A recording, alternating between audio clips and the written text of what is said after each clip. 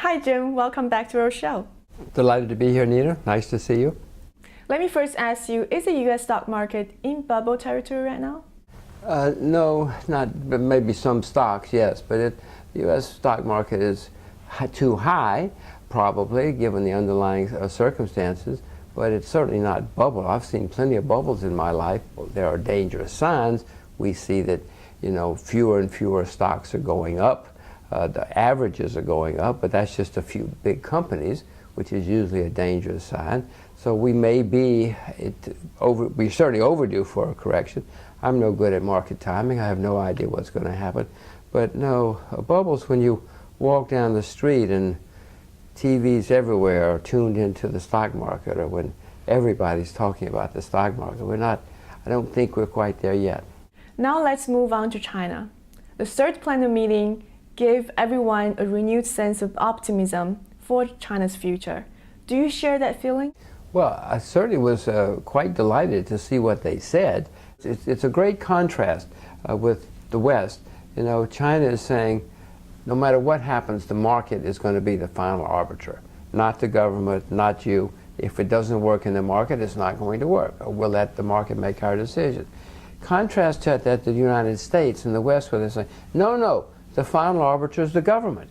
We will be in charge of insurance. We will make sure that everything goes the way we want. I mean, America's more communist than the Chinese or the Russians these days. That's why the world has moved to Asia. One key area of reform is the financial sector. What would you like to see in China's financial reforms, particularly the sequence of opening up the capital account, liberalizing interest rates, and also making the RMB floatable? All of the above this afternoon. At the same time. But that's the way they're doing. They've taken all these steps, opening up the currency in the past 8 years. All of these, recently they said we're going to start opening up interest rates. They do all these things slowly and do them one at a time. That's fine. There's nothing wrong with it. Deng Xiaoping said the way you cross the stream is you feel one rock at a time, one step at a time. And that's correct. But there comes a time when you get to the other side, okay, now let's move ahead. They're on the other side now. Well, aren't you worried about capital outflows if China opens Of course there'll be capital outflows. And the renminbi may even go down for a while. But do it, get it over with. There'll be a lot more capital inflows. People like me want to put money into China. If the currency's open and free, then lots of money would rush into China. Certainly there'll be many people who would rush out. But that's what free markets are. That's what open markets are. It's not the end of the world. Do you see the Australians worried about it? The Japanese? The Germans? The Americans? I mean, money flows in and out of those, what is it, $4 or $5 trillion every day in the foreign currency markets? Somehow or another, the world's surviving. China will survive. Even if money goes out of China, there'll be other money that'll come into China. Are you investing in Chinese stocks nowadays? The A shares, H shares? I have never bought A shares in my life because A shares are always more expensive than B shares, H shares, ADRs, S shares. There are many kinds of shares, which is what, why? Because they have this blocked, it's like talk about distortions.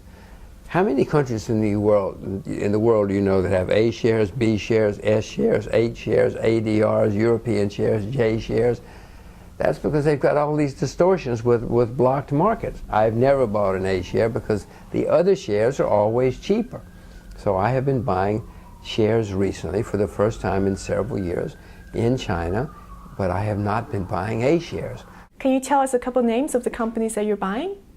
One is called HollySys Systems. It's a railroad, supplies the railroad industry. One of the things that China is determined to do, as one of the Chinese government officials said recently, America has more than twice as many kilometers of railroads as we do. And we're the same geographic size. But we have 1,300,000,000 people. So there's a gigantic move in China to build a railroad system, which is very wise. It's a smart thing to do. So I bought more shares of this. I've owned it for a while, but I bought more shares of it recently. Bought a company called Fab, Universal. I bought some financial stocks. because of the opening up of the financial community. Chinese big banks? No, investment companies, investment firms. And the defense, I bought defense shares because one of the things that came out of Beijing in the last couple of weeks is we are going to continue to build up a defense capability. So I bought some defense shares as well. You have been bullish on the RMB for a long time, but when you look at the currency's performance, for the past 5 years, since 2008, the currency has appreciated 12%.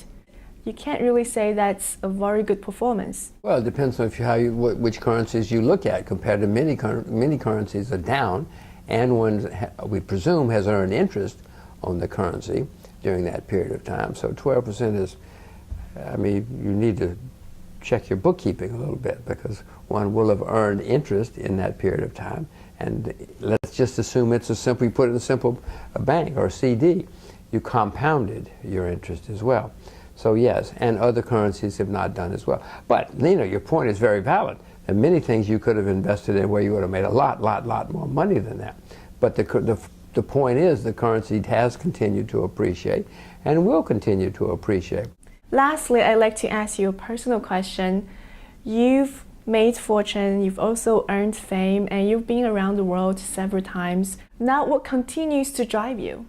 Well, I have a couple of little girls that are just the most wonderful thing that I can imagine. So my life now, as much as it can, revolves around my little girls. There's nobody I'd rather go to dinner with than my little girls, 5 and 10 years old. There's nobody I'd rather do much of anything with than my little girls. So my life at the moment is these 2 little girls. Jim, it's been a great pleasure having you back with us. Thank you so much. Thank you.